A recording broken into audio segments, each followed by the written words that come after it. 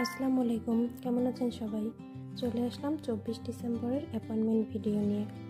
যথারীতি আমি সকালবেলা চলে যাই অ্যাপয়েন্টমেন্টে এবং গিয়ে দেখি মেহেজাবিন আপুর মেহেদি এবং আন্টি এগুলো নর্মাল ফ্রিজে রেখেছিল।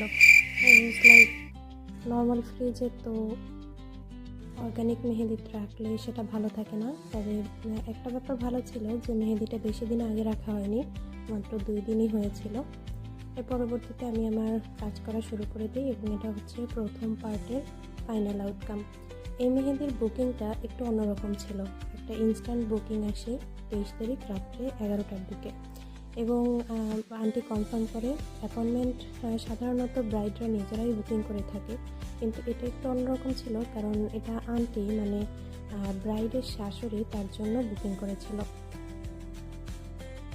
আমার পেজে সাধারণত বিভিন্ন ধরনের প্রশ্ন জিজ্ঞাসার জন্য বা ইনফরমেশন জানার জন্য অনেক সময় মেসেজ আসে এবং আমি তার উত্তর দিয়ে থাকি। ওই দিন আমি আসলে লোকেশনে ছিলাম না, আমি আসলে গ্রামের বাড়িতে গিয়েছিলাম এবং তখন ইনস্ট্যান্ট বুকিং আসায় আমি একটু অবাকই হই যে এত ইনস্ট্যান্ট আসলে বুকিং, অনেক সময় স্লট খালি থাকে না।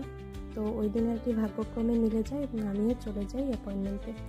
প্রথমে লোকেশনটা খুঁজে পাচ্ছিলাম না এবং তাই নিয়ে আমি একটু চিন্তিতই ছিলাম। পরবর্তীতে দেখলাম লোকেশনটা একদমই আমার বাসার কাছাকাছি।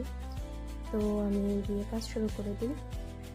এখানে আন্টি এবং ব্রাইড, তারপরে ব্রাইডের হাজব্যান্ডরা কেউই আর কি দেশে থাকে না, তারা সবাই অস্ট্রেলিয়ায় থাকে এবং বিয়েও অনেক আগেই হয়ে গেছে। এখন আর কি গেট টুগেদারের মতো ফ্যামিলির সবাইকে নিয়ে একটা প্রোগ্রাম করার উদ্দেশ্যে তারা দেশে এসেছে এবং আন্টি বলে যে যেহেতু তারা কিছুদিনের মধ্যেই হয়তো আবার ব্যাক করবে, তখন আর কি মেহেদি পরার একটা সুযোগ ওরকম তৈরি নাও হতে পারে। তাই একটা প্রোগ্রাম ছিল মূলত শুক্রবারে, তার আগে তারা আর কি মেহেদির এরকম একটা ঘরোয়া প্রোগ্রাম করে। কোনো ধরনের অনুষ্ঠান ছিল না আর কি, ব্রাইডকে মেহেদি পরানো তাদের একটা শখ ছিল, হয়তো ব্রাইডও চাচ্ছিল, তাই আর কি এই বুকিংটা করে এবং তারপরে আমি আর কি চলে যাই এই মেহেদিটা করার জন্য।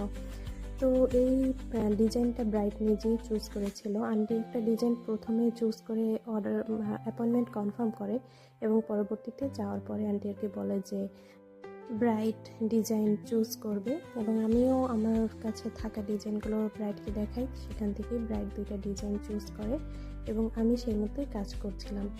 এই কাজটা করতে আমার 4 ঘন্টার মতো সময় লেগেছে। আমার অ্যাপয়েন্টমেন্ট টাইম ছিল সকাল 11টায় এবং আমি 11টার ভিতরেই পৌঁছে যাই লোকেশনে। আমি গিয়ে কাজ শুরু করিনি কারণ মেহেদির কোণগুলো একটু বড় বড় ছিল, কারণ আমরা যারা আর্টিস্ট আছি তারা সাধারণত এত বড়